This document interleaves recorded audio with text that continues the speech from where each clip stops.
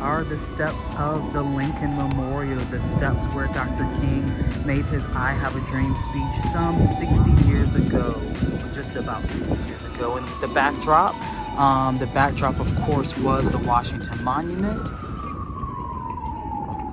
and also the U.S. Capitol.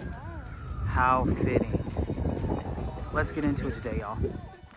Hello, everyone. Hello, and welcome to the 106th episode of Tuesdays with Tobe. My name is Tobe Frierson, and I am delighted to have you back with me today for another episode. But before we do that, let's recap last week.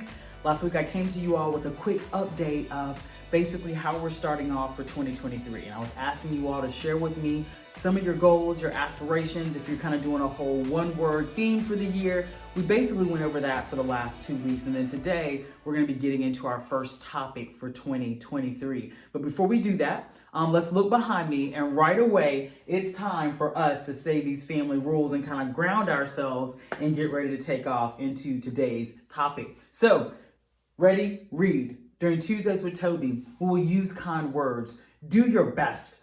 Always be honest. Forgive and forget. Be happy. Count your blessings. Laugh at yourself. Stay positive.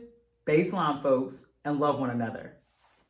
This past Sunday marked the birthday of Dr. Martin Luther King Jr. And yesterday, of course, was the national holiday that we've set aside to honor his work around social justice and, honestly, human decency. As I remember and reflect on Dr. King and his famous I Have a Dream speech given on August 28th, 1963 on the steps of the Lincoln Memorial, it calls me to action today. And I want to share some of my thoughts with you in hopes that this speech calls you to action as well. Many of you are familiar with this speech, but just to share a few highlights, when Dr. King was wrapping up his speech, he went into 5 I Have a Dream statements. And in those statements, Dr. King said, I have a dream that one day on the red hills of Georgia, the sons of former slaves and the sons of former slave owners would be able to sit down together at the table of brotherhood. He went on to say, I have a dream that one day, even the state of Mississippi, a state sweltering in the heat of injustice, sweltering with the heat of oppression, will be transformed into an oasis of freedom and justice. Then Dr. King said, I have a dream that my 4 little children will one day live in a nation where they will not be judged by the color of their skin, but by the content of their character. I have a dream today. He then said, I have a dream that one day down in Alabama, with its vicious racist, with its governor having his lips dripping with the words of interposition and nullification, one day right down in Alabama, little black girls and little black boys will be able to join hands with little white boys and little white girls as sisters and brothers. I have a dream today. And this is my favorite. He finished up his I have a dream statements by saying, I have a dream that every valley shall be exalted, every hill and mountain shall be made low.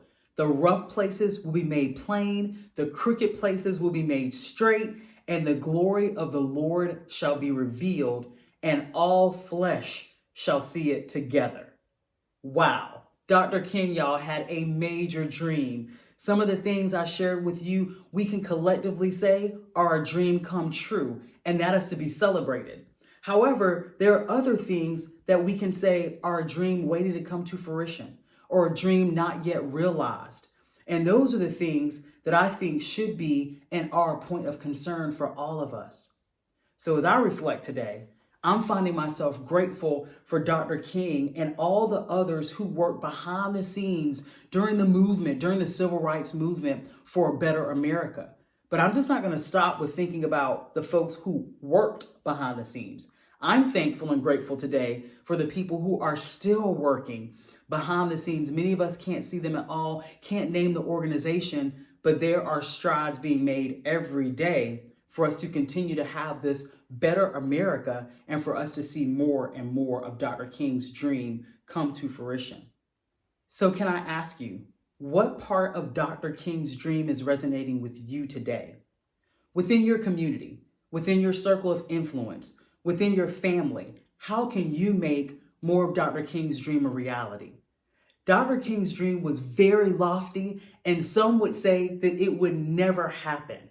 However, look at all the strides we've made over the past 60 years for social justice, for recognizing diversity, equity, and inclusion. We absolutely have things to look upon and be proud of. However, we also have so much work in front of us so we don't go backwards. Here's your challenge. I want to challenge you this week. Let's put pen to paper, or let's grab our mobile devices, let's grab our computers, and can we seriously give some thought as to how we can individually make this world a better place? We don't have to be a civil rights leader, a pastor, a teacher, a politician in order to do good work to advance this amazing country that we call America. Honestly, all we have to do is we can be a good neighbor. We can be a trusted friend. We can be a great spouse, a phenomenal parent, a concerned citizen. That's all you have to do to help make more of Dr. King's dream a reality. I appreciate you all listening today. I'm excited about coming before you with these little short talks here in 2023. I hope you like, share, and subscribe, and I'll see you back here next week. I have a dream.